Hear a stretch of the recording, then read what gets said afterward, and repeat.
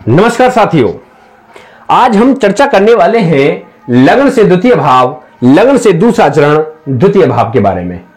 हमने पहली वीडियो में देखा था और चर्चा करी थी लग्न के बारे में और लग्न अधिपति की स्थिति के बारे में।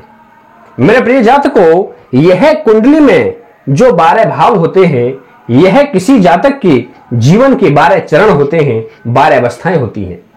प्रथम जो भाव होता है वह जातक का जन्म कहलाता है, जन्म की स्थिति कहलाती है। उसका रूप, रंग, रूप, आयु और उसके पूरे शरीर की भाव भंगिमा के बारे में हम चर्चा करते हैं।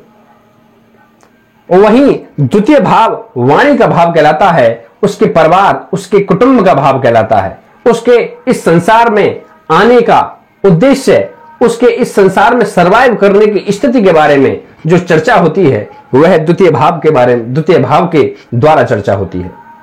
मेरे प्रिय जातकों, किसी भाव के बारे में, उसकी संपूर्णता के बारे में जानने के लिए हमें सबसे पहले उस द्वितीय भाव के जो भावाधिपति है उसकी स्थिति के बारे में पता लगाना होगा। किसी कुंडली के किसी भाव के भावाधिपति की स्थिति को यदि जान लिया जाए, उसकी शुभता और अशुभता के बारे में जान लिया जाए, तो हम उस भाव के बारे में लगभग 50% की भविष्यवाणी कर सकते हैं। बिना किसी भाव के भावाधिपति की स्थिति को जाने बगैर हम किसी भी भाव के बारे में घोषणा नहीं कर सकते। और बाकी के 20% जो हम भाव के बारे में चर्चा करेंगे या घोषणा करते हैं, वह होती है उस भाव में उपस्थित ग्रह के बारे में। और फिर हम चर्चा करते हैं कि उस भावाधिपति की नवमांश में क्या स्थिति है, और फिर इस भाव पर पड़ने वाले पापक ग्रह या शुभ ग्रह की दृष्टि के बारे में। इसी प्रकार से हम पूरा संयोजन लगा करके उस भाव के बारे में, वह भाव किस किस को दर्शाता है या किस किस की स्थिति की घोषणा करता है, उसके बारे में हम भविष्यवाणी करते हैं। तो यह होता है किसी कुंडली में किसी भाव के बारे में समझ बैठाना। अब हम चर्चा कर रहे हैं कुंडली के द्वितीय भाव के बारे में। मेरे प्रिय जातकों, कुंडली का जो द्वितीय भाव होता है वह जातक की वाणी को दर्शाता है, क्योंकि बच्चा जब जमीन पर, जब इस संसार में जन्म लेता है तो वह सर्वप्रथम बोलने का प्रयास करता है। तो यह जो बोलना होता है किसी जातक का द्वितीय चरण कहलाता है, क्योंकि जातक इस अवस्था में जन्म के बाद में उसे सबसे पहले जो चुनौती होती है वह होता है इस संसार में सरवाइव करने की, इस संसार में जीवित रहने की। तो यह वाला जो द्वितीय भाव है यह मार्केस का भाव कहलाता है। फिर आती है उसकी पारिवारिक स्थिति, उसके परिवार में धन संपदा। तो ये जो द्वितीय भाव है यह संचित धन के बारे में चर्चा करता है, यह कुटुंब परिवार के द्वारा सुख के बारे में चर्चा करता है।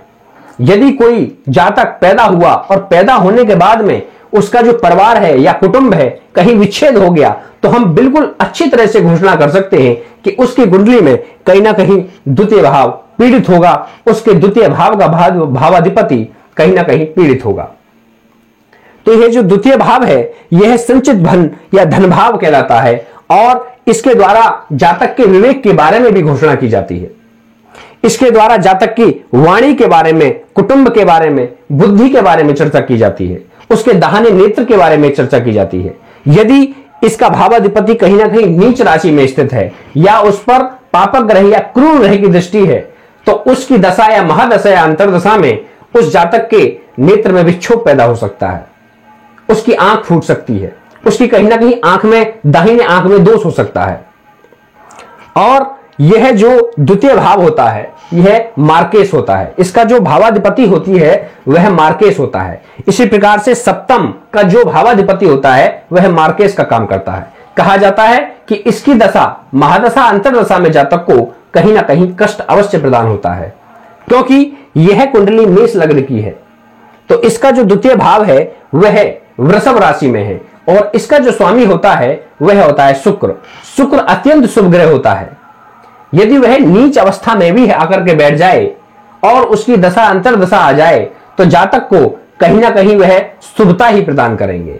लेकिन यदि हम कहें कि जातक की कुंडली मकर लग्न की है तो कहीं ना कहीं द्वितीय भाव का जो स्वामी होगा वह कुंभ राशि में आकर के उसके जो भावाधिपति हो जाएंगे वह शनिदेव हो जाएंगे, क्योंकि यह अत्यंत क्रूर ग्रह हैं और मार्केश हैं।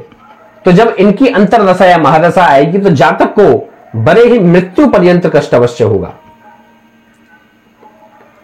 तो इसी प्रकार से हम किसी भी भाव के बारे में उसके भाव अधिपति की स्थिति को देखकर, उसमें उपस्थित ग्रह की स्थिति को देखकर कि वह जो ग्रह है वह इस भाव का, इस राशि का कहीं शत्रु तो नहीं है,